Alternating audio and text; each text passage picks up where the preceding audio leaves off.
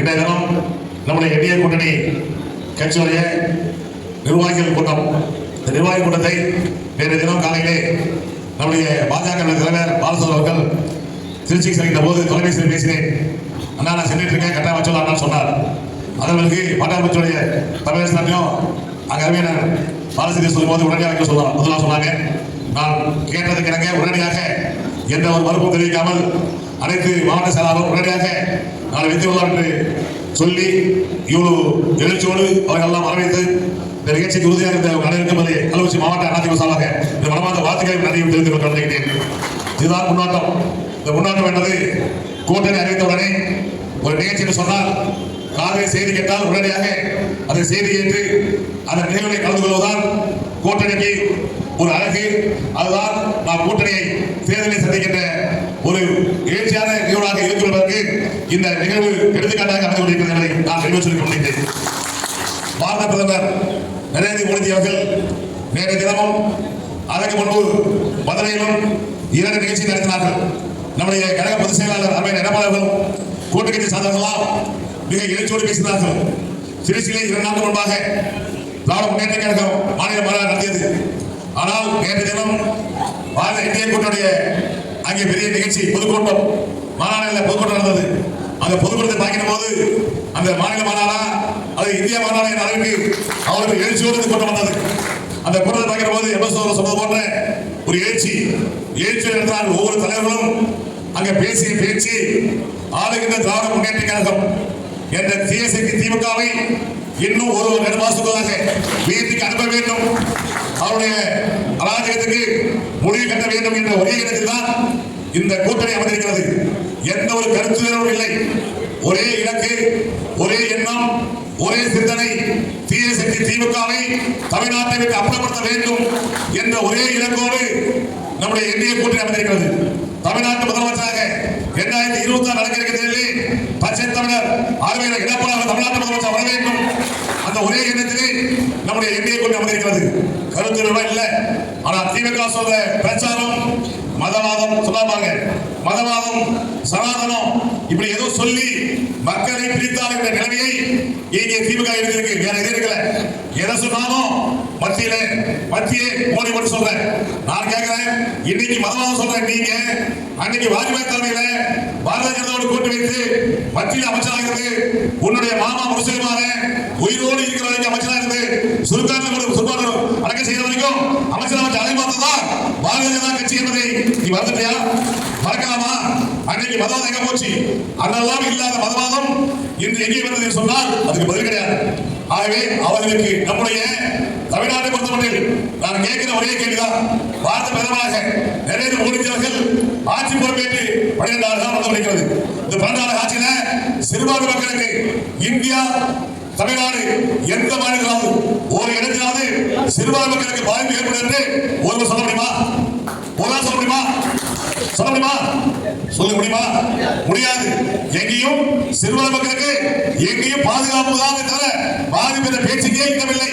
ஆனால் அவர் கையில் எடுத்துவது சனாதனம் என்று எடுத்துக்கொண்டு அவர்கள் மதத்தை பிரித்து அதன் மூலமாக வாக்குகள் வாங்கி ஆட்சியை நடத்தி வருகிறார் தவிர அவர்கள் வேற எதையும் மக்களுக்கு செய்யவில்லை. இன்றைக்கும் அவங்க ஆயுதம் என்ன கேட்டீங்கன்னா இதுதான். திருப்பரங்குன்ற சம்பவமே அதுக்கு எடுத்துக்காட்டாக திருப்பரங்குன்ற சம்பவம் ஒரு நீதிமன்றம் உத்தரவு போடுது. நீதிமன்றம் உத்தரவு போட்டு அது யாருக்கு இந்து முஸ்லிம் யாரும் அங்க கோரிக்கை வைக்கல. நீ போய் விலக்கேற்ற தலைப்பட சொல்லி எந்த ஒரு இஸ்லாமியும் தலைப்படல. ஆனால் கோர்ட் சொல்லுது யாரும் தடை செய்யாம போது ஏன் தடை செய்ய சொன்னா அதற்கு இவர்களே அங்க கலவரத்தை கிளப்பிட்டு அதன் மூலமாக வாக்குகளை பெற வேண்டும் என்பதற்காகவே அங்கே திருப்பரங்குன்றது கலவரத்தை ஏற்பட சொன்னால் அங்கே இந்துவும் முஸ்லிமும் ஒற்றுமையா இருக்காங்க. சந்தோஷம் இருக்கிறோம். இங்க எடுத்துக்க நம்மளுக்கு எதிர்பார்க்கல எல்லாம் ஒற்றுமையா இருக்கிறோம். எந்த பாவம் கிடையாது. உண்மைதான் வேற எல்லாம் கடவுள் ஒன்றுதான். கடவுள் உருவம் ஒன்றுதான். வழிபடுவதுதான் வேற. நீ வழிபடுவது இந்து, அவங்க வழிபடுவது முஸ்லிம், அவங்க வழிபடுவது கிறிஸ்டின், எல்லாம் இறைவன் தான். அது யாருக்கு எந்த ஒரு ஆசை கிடையாது. ஆனால் ராமநாம பிரித்தாள நிலையை இந்த திமுக ஏற்படுத்திக் கொண்டிருக்கிறது என்பதை தயவு கூர்ந்து இதை சொல்ல வேண்டும். அதே போன்று வந்திருக்கின்ற ஒவ்வொருவரும் தனதெல்லாம் பேசுறீங்க, எல்லாம் பேசுவோம். இந்த 2026 தேர்தல் என்பது மிக மிக மிக முக்கியமான தேர்தல். இந்த தேர்தலில் என்டிஏ கூட்டணி 100% தமிழ்நாட்டில் எல்லா தொகுதிகளும் வெற்றி பெற்றாக வேண்டும். குறிப்பாக கள்ளக்குறிச்சி மாவட்டத்தில் இருக்கிற 5 தொகுதியும் நம்முடைய கூட்டணி வேட்பாளர் யாராக இருந்தாலும் அவர்களை 100% வெற்றி பெற செய்ய வேண்டும். அதற்கு தான் இங்க கூட்டம் பண்ணிட்டோம். எதற்கு கூடணும்? வாயால பேசிட்டா இல்ல, பேச்சு மட்டும் இல்ல, அந்த பேச்சு செயல் இருக்கணும். ஒவ்வொரு பேச்சும் ஒவ்வொருவரும் அவர்கள் செயல்பாட்டை காட்ட வேண்டும். எந்த ஒரு மனமாற்றம் இல்லாமல் நாம் எல்லாம் ஒரே கூட்டணி செலுத்தோம். இனி கூட்டணி பேசக்கூடாது. என்டிஏ கூட்டணி அதிமுக ஆட்சி வரணும். அதற்கு நம்முடைய தலைவர் சொல்லியிருக்கிறார்கள், நம்முடைய கூட்டணி தலைவர் சொல்லியிருக்கிறார்கள். அதை அவர் சொன்ன கருத்தை வலியுறுத்திக் கொண்டு அடிமட்டத்தில் இருக்கிற ஒவ்வொருவரும் அவர்கள் ஒருங்கிணைந்து ஒன்றுபட்டு ஒன்றியோடு தேர்தல் காலத்தில் நின்று நமக்கு ஒரே இலக்கு வெற்றிதான் இலக்கு என்பதை நாம் ஒவ்வொருவரும் செயல்பட வேண்டும். அதற்கு இங்கே வந்திருக்கின்ற பாட்டாளி மக்கள் கட்சி, பாரதிய ஜனதா, அம்மா மக்கள் முன்னேற்ற கழகம், இந்திய ஜனதா கட்சி, புரட்சி பாரதம் மற்ற எல்லா கட்சிகளும் நம்முடைய கூட்டணியை சேர்ந்து வந்திருக்கிறோம். சொன்னார் கள்ளக்குறிச்சி மாவட்டத்துக்கு 5 தொகுதியில நாங்க ஒவ்வொரு பூத்திலும் குறைந்தது 1000 ஓட்டு சொன்னா 60% ஓட்டு 6 ஓட்டை எடுத்து அந்த 6 வாக்குகளை ஒரு பூத்துக்கு நன்கு சிறப்பா செயல்படுறவங்க 20 பேர் எடுத்தோம். 20 பேர் எடுத்து அதை ஆய்வு செஞ்சு ஒரு ஆளுக்கு 30 ஓட்டு நான் பிரிச்சு தரல. 30 யார் ஓட்டு அவரை கேட்டு வாங்கிட்டேன். அந்த 20 பேர் சொன்னா அவர் சொல்ற ஓட்டு என்ன உன் சார்ந்த ஓட்டு எழுதி கொடு. நான் எழுதி கொடுத்தா பார்த்தா நீ வாங்கி தர மாட்டேன். நீ எழுதி கொடு. உன் சொந்தம், உங்க அப்பா ஓட்டு, உங்க அண்ணன் ஓட்டு, உங்க மச்சான் ஓட்டு, உன் நண்பர் ஓட்டு, நீ எழுதி கொடுக்க ஓட்ட அப்படி சொல்லி ஒவ்வொரு கட்சியும் ஒவ்வொரு பகுதியும் அவரை கேட்டு எழுதி அவங்க கையில ஓட்டுருக்கோம். ஒரு தொகுதிக்காது 5 தொகுதியிலும் இது போன்று பணிகளை முடித்து வைத்திருக்கிற மாவட்டம் கள்ளக்குறிச்சி மாவட்டம். தமிழ்நாட்டில் எங்கேயும் செய்யல, நாங்க செஞ்சிருக்கோம். அப்படின்னு சொன்னா அவங்க பொறுப்பப்படுத்துறோம். நீ இனி வேற எதையும் பார்க்காத. 1000 ஓட்டுனா 6 ஓட்டு, 800 ஓட்டுனா 500 ஓட்டு, 500 ஓட்டுனா 300 ஓட்டு. இதை மட்டும் பாரு. ஆளுக்கு 30, 25, 20, 15 5 ஓட்டுனா இதை மட்டும் வாங்கி கொடு. அந்த சக்தி உனக்கு இருக்கா? அப்படிங்கிறத பொறுப்பப்படுத்திக்கோ. அதுவும் யாரு கேட்டோம்? அவரை கேட்டு யார் கேட்டு? அந்த 20 பேர் இல்லையா? அந்த 20 பேர் கேட்டு ஒவ்வொருத்தரும் கேட்டு உன்னுடைய ஓட்டு எது அப்படி கேட்டு தொடர்ந்து போன் நம்பரோட முடிச்சு கொடுத்திருக்கிற மாவட்டம் கள்ளக்குறிச்சி மாவட்டம். இன்னைக்கு வந்திருக்க சொன்னாங்க. வந்திருக்கிற பாரதிய ஜனதா, பாமக, ஜனதா கட்சி, இந்திய ஜனதா கட்சி, புரட்சி பாரதம், நீங்கள் இன்னும் ஒரு வாரத்துக்குள்ளாக 4 தினங்களுக்குள்ளாக, ஒரு வாரம் அதிகம் 4 தினங்களுக்குள்ளாக நீங்கள் கைது ஒவ்வொரு தொகுதி வரை இல்லைனாலும் ஒவ்வொரு தொகுதி வரையாக கொண்டு கூட்டி உங்கள் நிர்வாகம் வரவேற்று ஒவ்வொரு பூத்திலும் அனுசர் வாசு சொன்னார். பூத் கமிட்டியில நாங்கள் 12 போட்டு சொன்னார். 12 போட்டு சொன்னார். அதே போன்று பாட்டாளி கட்சி எல்லாருமே நம்முடைய ஜனதா கட்சி, இந்திய ஜனதா கட்சி, புரட்சி பாரத கட்சி, நம்முடைய கூட்டத்தில் எல்லாமே உங்களுடைய ஒவ்வொரு தொகுதியிலும் உங்களுடைய ஒன்றிய நிர்வாகி யாரு, உங்களுடைய கிளை நிர்வாகி யாரு, அந்த கிளையில உங்கள் சம்பந்தப்பட்ட ஓட்டு யாரு என்பதை புள்ளி விவரத்தோடு எடுத்து கொடுத்துட வேண்டும். அதை கொடுத்து எங்களுடைய 20 பேர் இருக்காங்க. அதோட உங்களுடைய பாஜக, பாமக, தினகரன், எந்த ஜனதா கட்சி, போய் செய்ய கட்சி அதையும் 25 ஆகிடும். 20 பிளஸ் 25 ஒரு பூத்துக்கு கமிட்டி என்பது 20 பிளஸ் 5 25 பேரை உருவாக்க வேண்டும். அந்த 20 பேர் உருவாக்கி எங்களாலும் கொஞ்சம் பேர் உங்களுக்கும் அந்த 25 ஓட்டு நீங்க சொல்றால எடுத்து கொடுத்து பொறுப்பு ஒப்படைக்கணும். அப்ப இது 60, அது ஒரு 10 பாருங்க 75. அதை சேர்த்து சொன்னா ஒவ்வொருவரும் வேற ஒண்ணும் பண்ண வேணாம். நீ அந்த பூத்துல மாநில தலைவராக செய்யலாம், மாவட்ட தலைவராக செய்யலாம், ஒன்றிய தலைவராக செய்யலாம். நீ ஒன்னும் ஊரே வளைக்காத. உன் ஊர்ல உன் பூத்துல உட்காரு, வேற எங்கேயும் வரக்கூடாது. ஒரு மாசத்துக்கு வெளியே இருக்கக்கூடாது. போனா அப்படியே வளைச்சு ஓட்டு வந்து சொல்லாத. உன் ஊர்ல உன் பூத்துல நீ கிளி எங்கேயும் கிளிக்க வேணாம். வேற எங்கேயும் கிளிக்காத. நீ வந்து எங்கேயும் கிளிக்க வேணாம். உன் ஊர்ல உன் பூத்துல நீங்க எல்லாம் உட்கார்ந்து அங்க இருக்கிற உட்கார்ந்து ஆளுக்கு 25 ஓட்டு வாங்கி பொட்டியில போடு. வேற எதுவும் செய்யக்கூடாது. செய்யலாமா?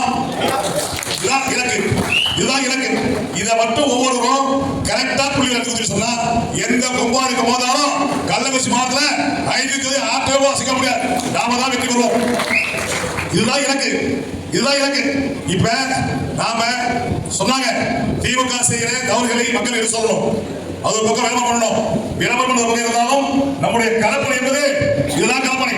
இது மைக்ரோ மாதிரி இப்ப புரிஞ்சிருக்கணும். ஏன் கேட்டா திமுகவையும் நாம அப்படியே சாதனை சாதாரணமா இடப்படக்கூடாது. அவங்க போட்டு அப்படியே இருக்கிறாங்க. ஒரு விஜய் 4 கோடி தான் போட்டி இருக்கின்ற போது நம்முடைய கூட்டணி ஒரு தொகுதிக்கு குறைந்தது 1 லட்சம் கோடி ஆன போதும். 1 லட்சம் கோடி ஆன போதும். ஒரு தொகுதிக்கு 1 லட்சம் கோடி ஆன போதும். நாம தான் குறைஞ்சது 10,000 20,000 போயிட்டு 1 லட்சம் தான் என் தொழில 3 லட்சம் வச்சுக்க 3 லட்சம் ஓட்டுல 1 லட்சம் ஓட்டு வாங்க போதும் 100% 10,000 ஓட்டு அண்ணாச்சி வெற்றி பெற்றுவிடும். அதுவே கள்ளக்குறிச்சி, சங்கராபுரம், ரிஷிவித்தியம், திருக்கோவிலூர் எல்லாத்தையும் பார்த்தா அது 1,90,000 தான். அதுக்கு வேண்டியதே கிடையாது. அதற்கு நம்முடைய உழைப்பு கடுமையாக இருக்க வேண்டும். ஏதோ பேசிட்டு போனாக்கூடாது. நாம எல்லாரும் ஓட்டு இருக்கணும். எங்களுடைய ஒடிசா உத்தரவு போட்டோம். நீங்க ஒவ்வொரு ஊர்லயும் அவங்க சொல்லாத கிடையாது. இந்த பாரத்தை அங்க இருக்கிற பாஜக கொடு, பாட்டாளி கொடு, ஆமுக கொடு, அவங்க கேட்டு அவங்க குடும்பம் யாரா கேட்டு வாங்கிக்க அப்படி சொல்லிட்டேன். எங்க ஒடிசா கொடுத்துருக்காங்க. கொடுக்கலாம் நாளைக்கு நீங்க கூட்டத்தை கூட்டி உடனடியாக நான் சொல்லிக்கிட்ட புள்ளி எடுத்து நீங்க இத பாரதிய ஜனதா கட்சி இதெல்லாம் இருக்கு. மொத்த பூத்து மொத்த வாக்காளர் எத்தனை பழைய பூத்து எவ்வளவு புது பூத்து எவ்வளவு ஆணையோட பெண் எவ்வளவு மொத்த வாக்கு கொடுத்துருக்கோம். அதில் பார்த்துக்கோம். அதே போல பூத்துல ஒவ்வொரு பூத்துக்கும் நிர்வாகம் யாரா சொல்லி கேட்பது அது இது அதற்கு இருக்கு. அந்த பூத்துல பிஜேபி குடும்பம் எது அதற்கு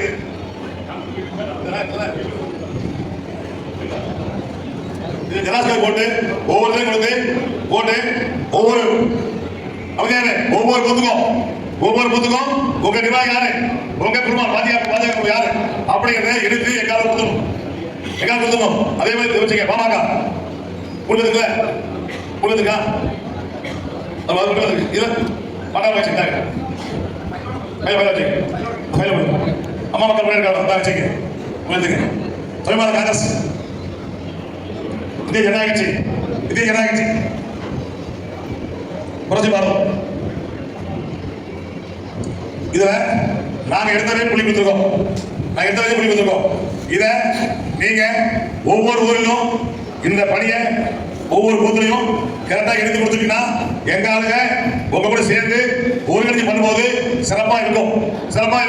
அதனால சொல்றேன், கீழே இருந்து மேல வரைக்கும் ஒற்றுமையா பண்ணணும். சின்ன கருத்து வேறுபாடு மறக்காம இருக்கக்கூடாது. எதுவாலும் பேசிக்கலாம். பணம் பேசு கிடையாது. திமுக பணம் அடிச்சிருக்கான்.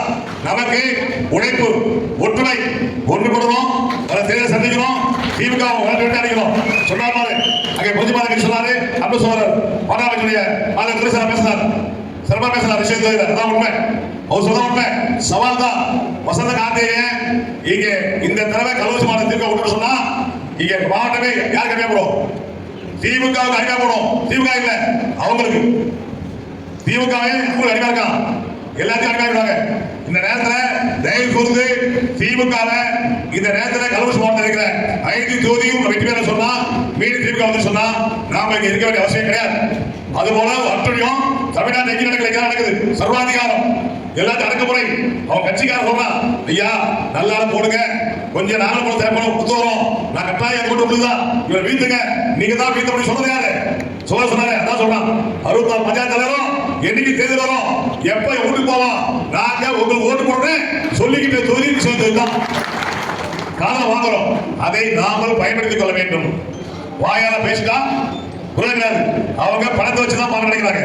நம்முடைய பணத்தை போனோம்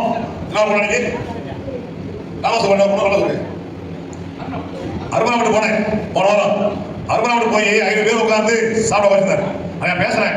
அது பொம்மல் பேசி, ஐயா நீ சொல்றதா உண்மை, விலைவாசி ஏறி போச்சு, சட்டம் கெட்டு போச்சு, பெண்களுக்கு பாதுகாப்பு இல்ல, சொல்லலாம் செய்யல, நீ நான் பேசாத, ஐயா கொடுத்தாலும் அவர் ஓட்டு இல்ல, உனதான் ஓட்டு. யார் சொல்றா? ஒரு பொம்பளை சொல்றாங்க. நான் கைது கேட்டேன், எல்லாம் கைதுச்சு. அருமாவட்டத்தில் எல்லாமே அடுத்த ஆட்சி யாரு? அண்ணாதிமுக ஆட்சி தான் அப்படின்னு அங்க இருக்க பொம்பளை பேச்சு. நேரம் கேட்டேன், எல்லாருக்கும் அது எப்ப சாப்பிட பசிதாரம் கேட்டோம். உட்காந்து கேட்கும்போது சொல்லி சந்தோஷப்பட்டோம். ரொம்ப இது இருக்கா சாமி அப்பா பார்த்தேன் ஒரு ஊர்ல. ஆகவே இதை நாம் பயன்படுத்திக் கொண்டு திமுக அராஜகம் ஓரமிச்சு அது கள்ளக்குறிச்சியில தமிழ்நாடு தலைமுடியாது பேசுறாரு ஸ்டாலின். தமிழ்நாடு தலைமுடியாது நான் தலைமுடி மாற்றம் பேசுறாரு ஸ்டாலின். தலைமுடி மாட்ட ஆனா கள்ளக்குறிச்சி மாவட்டத்தில் உன் கட்சி தலைமுடி போச்சு. இதுல கள்ளச்சாராயத்துல சத்தியா சொன்னாங்க. கள்ளச்சாராயத்துல 62 பேர் செத்து கள்ளச்சாராயத்தை குடிச்சு 60 பேர் செத்ததால இந்தியா என்ன உலகம் முழுக்க கள்ளக்குறிச்சி மாவட்டமா அது கள்ளச்சாராயம் சொல்லி கெட்ட பேர் எடுத்து கொடுத்தது கள்ளக்குறிச்சி மாவட்டம் திமுக. அதே போல விருதுல பீபாட்டை வச்சு விருதை கொடுத்ததும் கள்ளக்குறிச்சி மாவட்டம் தான். விருது வச்சு அந்த விருதுல பீர்பாட்டில் வச்சு இளைஞர்களை தீயப்படுத்தி கொண்டு செஞ்சதும் கள்ளக்குறிச்சி மாவட்டம் தான். தலைமுறை வச்சதும் இந்த மாவட்டம் தான். அதே போல ரியல் எஸ்டேட் யாரும் யூஸ் பண்ண முடியாது. யாரும் அவங்க மீறி ரீச் பண்ண முடியாது. எல்லாம் ரீச் பண்ணணும். எங்க திட்டம் வருதோ அங்க 50 ஏக்கர், எங்க திட்டம் வருதோ 50 ஏக்கர் வாங்கி போட்டுவாங்க. வாங்கி போட்டு எழுதி கொடுத்துரும். மக்கள் பயன்படாது தெரியாது, அவங்க பயப்படணும். மக்கள் பத்தி கேள்வி இல்லை, மக்கள் கருத்து கேட்க மாட்டாங்க. அவங்க சமுதாயம் பண்ணி அவங்க சம்பாதிக்கணும், அதுதான் அவங்க இலக்கா செஞ்சிருக்காங்க. நீங்க பாத்துருக்கீங்க. நீ கவுசி பஸ் பாரு, எங்கேயோ கவிட்டா எங்க இருக்கா, கோர்ட்ல கேஸ் இருக்கு, நீதி இல்ல, நேர்மை இல்ல, நீதி எங்க போய் நீ செத்து போச்சு, நீதி செத்து போச்சு, விட மாட்டோம். உச்சநீதிமன்றம் போறோம். உச்சநீதிமன்றத்துக்கு 2 நாள் தாக்கல் பண்ணுவோம். 2 நாள் தாக்கல் பண்ணி கட்டாய ஸ்டே வாங்குவோம். அந்த பஸ் ஸ்டாண்ட மக்கள் பயன்பாடு உள்ள இடத்தை கொண்டு போய் தீர்வோம். விடவே மாட்டோம். எல்லா முகாந்தம் இருக்கு, எல்லா முகாந்தம் இருக்கு. அவங்க செய்த போது மோசம் தவறு, ஆனால் மக்கள் கஷ்டப்படாங்க. ஆனா பாதுகாப்பே இல்ல. இதான் இந்த ஆட்சி நிலைமை. நாங்க எல்லாம் கொண்டு வந்தோம், அம்மா கொடுத்தாங்க, திட்டங்கள் கொடுத்தாங்க. இன்னொன்னு முக்கியமா சொல்றோம், 100 நாள் வேலை நல்லா புரிஞ்சுக்கணும். இங்க இருக்கின்ற கூட்டு கட்சியெல்லாம் முதல் செய்ய வேலை 100 நாள் வேலை தான் கையில் எடுத்துட்டாங்க. 100 நாள் வேலையை வித்தியாசம் கொடுக்கல, வித்தியாசம் கொடுக்க சொல்லி போய் பேசிட்டு இருக்காங்க. அதை முறியடிக்கணும். 100 நாள் வேலைக்கு வித்தியாசம் நிதி ஒதுக்கி கொடுத்துச்சு. அதை ஒழுங்கா செயல்படுத்தாம செலவழிக்காம அந்த பணத்தை வேற வேலை செலவு பண்ணிட்டு 100 நாள் வேலையை மக்களுக்கு தரல.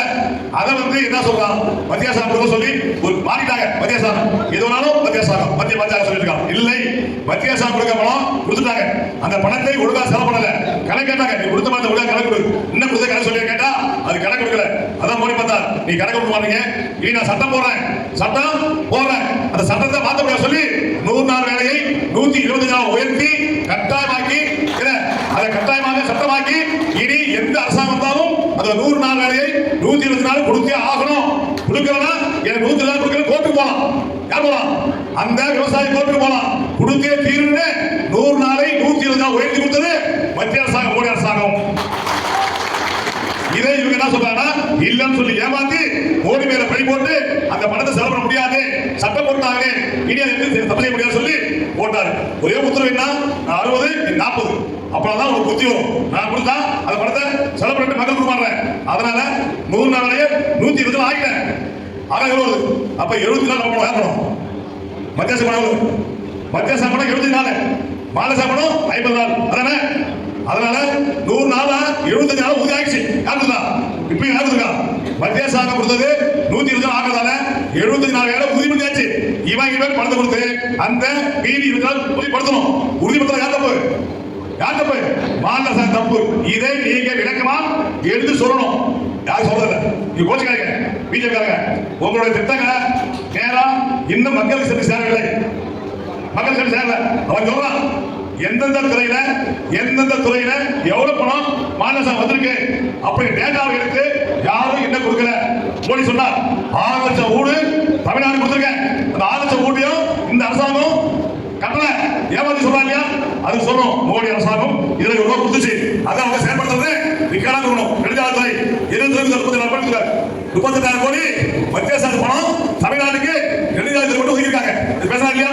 இப்படி ஒவ்வொன்றையும் எடுத்து மக்கள் சொல்லணும். மத்திய அரசு மூலமாக தமிழ்நாட்டுக்கு சொன்னாரு 10 லட்சம் கோடி, 15 லட்சம் கோடியா, 15 கோடி மத்திய அரசாங்கம் நிதி கொடுத்திருக்கு. அதை நீங்க நிறைவேற்ற. அப்புறம் சொல்ற கல்விக்கு என்ன சொன்னாங்க?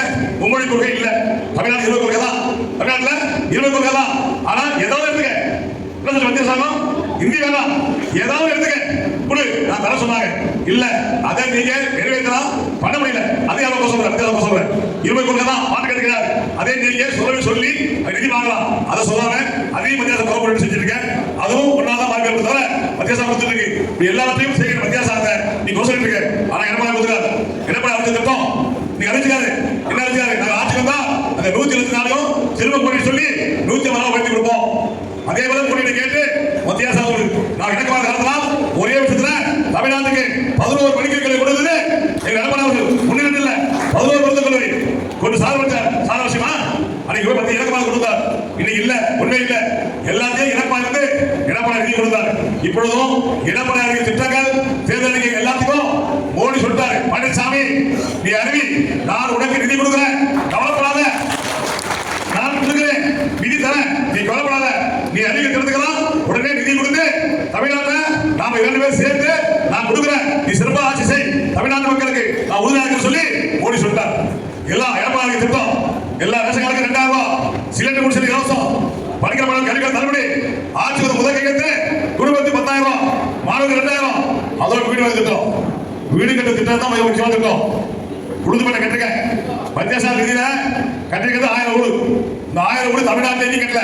உளுந்துப்பேட்டையில 10 ஏக்கர் இடம் வாங்கி அதை தாவா கொடுத்து மத்திய அரசு நிதி சேர்த்து அன்னைக்கு 90 ரூபாய் வாங்கி கட்டுங்க. அடுக்குமாடி குடியிருப்பு ஒரு வீடு 450 ஸ்கொயர் ஃபீட். அப்ப சொன்னாங்க சார் இந்த திட்டம் கிராம செய்யலாம், இந்த திட்டத்தை கிராம செய்யலாம், நிலை இல்லாம நிக்குது, நீங்க கையெழுத்து செய்யலாம். அப்ப எல்லாத்தையும் சொன்னாங்க, எங்க எல்லாத்தையும் பேசுறேன், பேசலாம் இல்லையா எங்க ஒட்டி பேசுறேன். அந்த திட்டத்தின் மூலமாக இந்த 2026 எங்க நடந்தாலே தெரியாது. கள்ளக்குறிச்சி மாவட்டத்தில் எங்க வீடு இல்லையோ அந்த நிதியை முழுமையாக செயல்படுத்தி ஊடு இல்லாதவருக்கு நம்முடைய கள்ளக்குறிச்சி மாவட்டத்தில் எடப்பாடி சொல்லிருக்காரு. அந்த திட்டத்தின் அடுக்குமாடி குடியிருப்பு யாருக்கு இல்லையோ கட்டாயமாக 400 ஸ்கொயர் ஃபீட்ல அடுக்குமாடி குடியிருப்பு கட்டாயம் செஞ்சு கொடுக்க முடியும், கட்டி கொடுப்போம். அது நிதி இருக்கு, மத்திய அரசு நிதி பணம் வீணாம இருக்கு, செலவு இல்ல. இப்பயும் பார்த்தா 4000 இருக்கு, வீடு கட்டுறதுக்கு 4000 பணம் இருக்கு, அவங்க செயல்படுத்தல. நாம அதை வரையினா அந்த திட்டம் எல்லா ஊருக்கும் வரும். ஆகவே நம்முடைய மாவட்டத்தில் அந்த திட்டத்தை அணுகி எல்லா ஊருக்கும் வீடு இல்லாம இருக்கு 400 ஸ்கொயர் வீடு கட்டி கொடுத்தா கட்ட வேண்டியது 10 சாதம் தான்.